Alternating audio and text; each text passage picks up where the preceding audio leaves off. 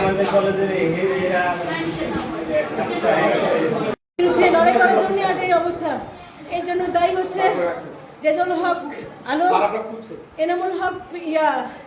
এনামুল হক ভারপ্রাপ্ত ছিলেন, যে মুখলেসুর রহমান কমিটির কনভেনর ছিলেন, আর শফিকুর রহমান ম্যানেজমেন্ট, আর খণ্ডকালীন যেটা খণ্ডকালীন নিয়ে আছে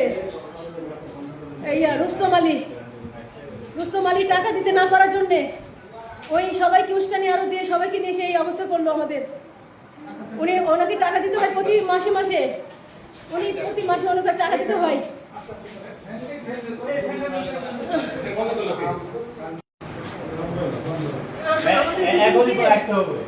স্যারকে হচ্ছে স্যারের উপরে স্যারকে আবেদন করে নিয়ে আসাই আমার হচ্ছে কাল এই কলেজের যত দুর্নীতির জন্য।